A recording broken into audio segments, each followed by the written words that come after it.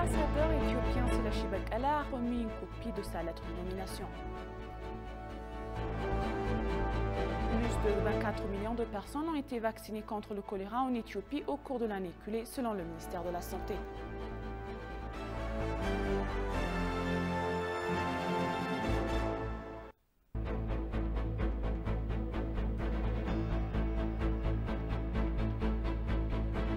Bienvenue, chers téléspectateurs, c'est Moïda Garemo avec le journal du vendredi 6 mai. L'Union européenne tient à soutenir le dialogue national en Éthiopie. Le chef de la délégation de l'Union européenne, l'ambassadeur Roland Kobia, a déclaré que l'idée du dialogue est une bonne initiative et a exprimé son espoir qu'il fonctionnera rapidement et pleinement et apporterait des résultats fructueux. Selon lui, non seulement l'Union européenne et ses États membres, mais aussi d'autres parties seront disposés à soutenir le processus de dialogue national. L'ambassadeur Kobia a rappelé que des dialogues nationaux ont eu lieu dans de nombreux pays, notamment en Afrique du Sud et au Rwanda.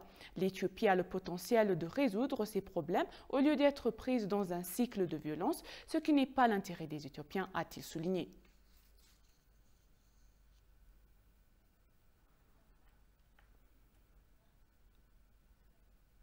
Le ministre d'État aux Affaires étrangères, l'ambassadeur Redouane Hussein, s'est entretenu hier avec la chargée d'affaires des États-Unis en Éthiopie, l'ambassadeur Tracy Jacobson, de la situation actuelle en Éthiopie. L'ambassadeur Redouane a appelé et en détail des actes désastreux du TPLF, du déclenchement du conflit à l'échec de la réciprocité, des diverses initiatives de paix du gouvernement. Remerciant l'ambassadeur Redouane pour l'exposé, l'ambassadrice Tracy Jacobson a exprimé l'engagement de son pays à fournir tout le soutien nécessaire à l'Éthiopie pour l'aider à résoudre ses problèmes de manière pacifique. Elle a déclaré qu'elle travaillerait dur pour revitaliser ses relations entre les deux pays, s'engageant en outre à ce que les États-Unis intensifient leur soutien humanitaire à l'Éthiopie.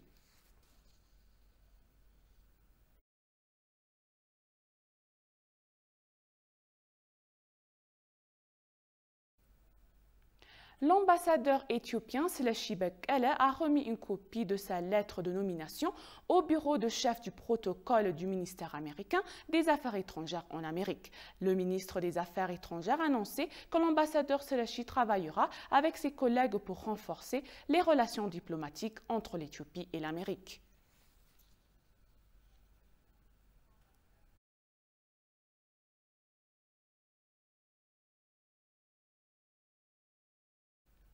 L'Éthiopie et Djibouti ont signé un protocole d'accord pour explorer les opportunités conjointes de développement d'une installation du stockage de pétrole dans le parc industriel de Damerjog de Djibouti.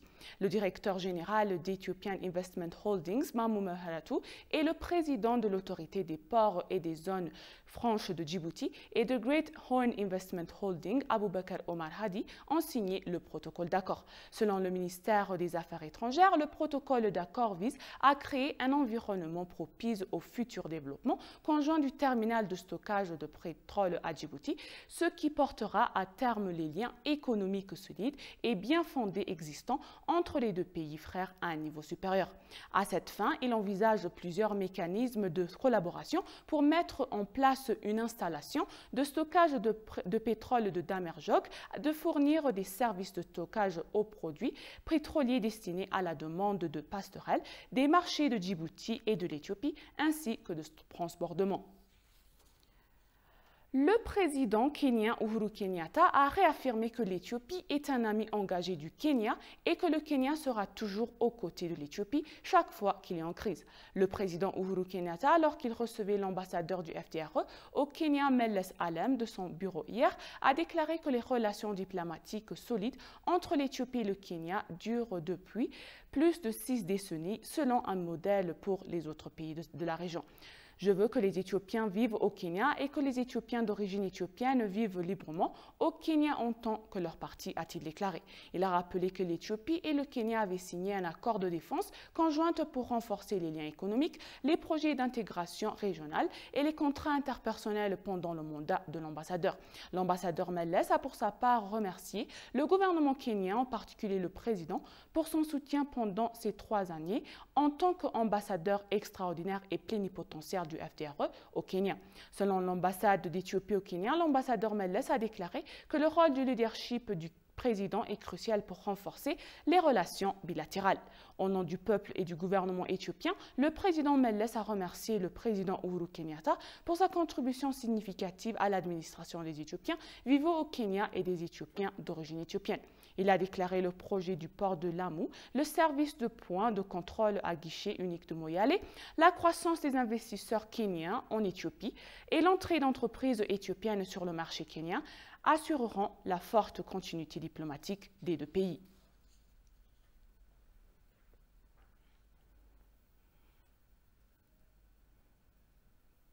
Le ministre des Finances, Ahmed Shide, a déclaré que les discussions tenues en marge du sommet du printemps de la Banque mondiale et du Fonds monétaire international reflétaient la réalité et les intérêts de l'Éthiopie. Il a déclaré que la Banque mondiale prévoyait d'approuver un nouveau projet de 6 milliards de dollars pour l'Éthiopie par l'intermédiaire de l'Association internationale de développement au cours de 2 prochaines années. Il a déclaré que l'Éthiopie continuera d'être un bénéficiaire majeur de la banque dans le cadre du développement. Il a également déclaré lors d'une réunion avec la directrice du Fonds monétaire international, Kristalina Georgieva, qu'il avait été décidé de rééchelonner la consolidation de la dette conformément du cadre du G20. Le ministre des Finances a déclaré à Fana Broadcasting Corporation qu'un accord avait été conclu pour soutenir la réforme économique intérieure du Fonds monétaire international et poursuivre son soutien en matière de devises. Les États-Unis avaient fait beaucoup de travail diplomatique pour clarifier la situation en Éthiopie, a-t-il souligné. Il a également mentionné que les États-Unis avaient réaffirmé leur soutien au projet proposé par la Banque mondiale et le Fonds monétaire international. Il a noté que les États-Unis et leurs partenaires avaient approuvé à l'unanimité la subvention de 300 millions de dollars pour reconstruire et rétablir les zones touchées par le conflit. Il a déclaré que l'Agence des États-Unis pour le développement international et qui est en désaccord avec le gouvernement éthiopien à propos du conflit dans le Nord continuerait de surprendre ses projets après le pourparler avec la directrice Samantha Power et fournirait une assistance aux zones touchées par la sécheresse. Il a également finalement témoigné que son séjour aux États-Unis avait été très réussi et avait servi les intérêts de l'Éthiopie, sans oublier d'assurer que le soutien et la relation renouvelée ne tenaient compte d'aucune condition préalable.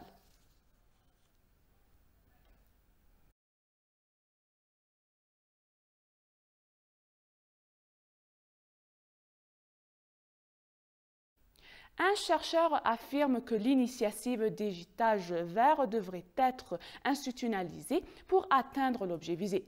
La quantité de produits à base de bois ne pourrait pas être couverte à moins de l'écosystème endommagé ne soit réoccupé de manière agressive. Samra Utkodada nous présente le détail.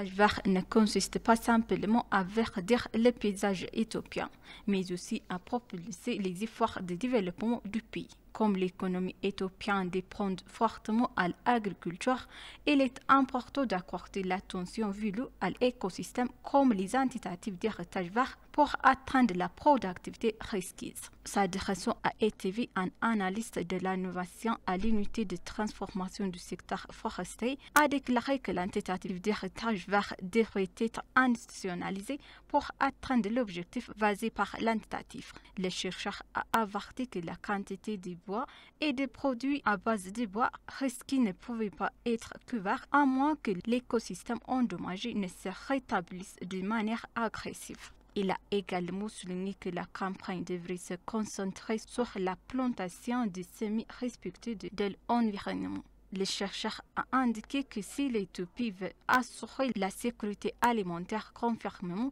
à l'héritage vert, il devrait y avoir une politique de cartographie des terres à des fins spécifiques. Le chercheur est optimiste sur le fait que la prochaine campagne d'héritage vert serait bien meilleure que les campagnes successives précédentes.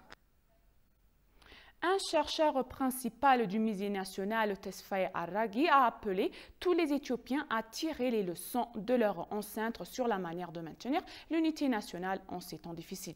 Dans une interview exclusive avec ETV Langue pour le programme en anglais, il a déclaré que les puissances extérieures utilisent toujours les divisions internes des pays africains, comme l'Éthiopie en tant que tremplin pour les désintégrer. Chaque année, les Éthiopiens célèbrent la journée de la victoire des patriotes le 5 mai. Cette journée marque la commémoration célébration de la bravoure des ancêtres et des aïeuls éthiopiens qui ont sacrifié leur précieuse vie pour protéger la nation des envahisseurs italiens. L'héroïsme et la sagesse des patriotes sont hautement loués. Dans l'ensemble, quelque chose doit être maintenu par cette génération, ont déclaré des chercheurs sur le terrain.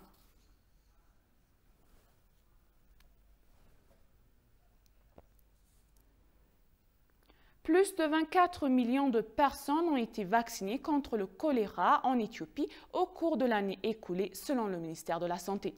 Le ministère examine le deuxième cycle de la campagne de vaccination contre le choléra et 9 mois de vaccination de routine. Le conseiller d'État auprès du ministre de la Santé, Fekadou Yadeta, a déclaré qu'au cours de l'année écoulée, plus de 24 millions de personnes ont été vaccinées contre Covid-19.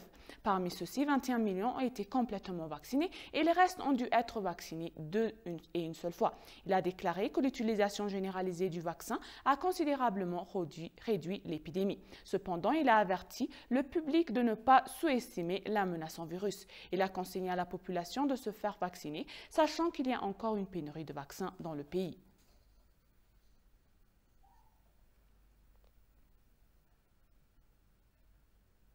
Le chef de l'ONU, Antonio Guterres, a appelé mercredi à des ressources supplémentaires pour aider davantage le Nigeria et à reprendre aux besoins humanitaires des personnes touchées par le conflit. Guterres a terminé sa mission de 2 jours au Nigeria. Il a fait ses remarques après une rencontre avec le président Muhammadu Buhari à Abuja.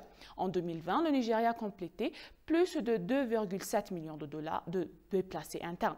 Lundi, Antonio Guterres a visité un centre de réhabilitation pour les victimes de Boko Haram et un camp de personnes déplacées internes à Maiduguri, la capitale d'État de Borno.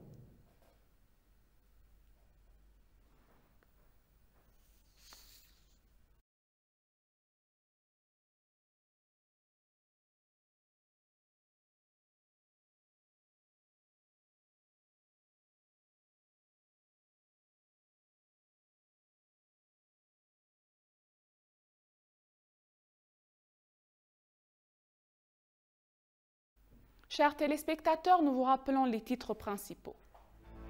L'ambassadeur éthiopien Selashi Bekele a remis une copie de sa lettre de nomination. Plus de 24 millions de personnes ont été vaccinées contre le choléra en Éthiopie au cours de l'année écoulée, selon le ministère de la Santé. Merci, chers téléspectateurs. Ainsi s'achèvent les journaux du jour. C'était Moïda Gadramao. Restez avec nous avec le reste des programmes. Je vous souhaite une bonne journée.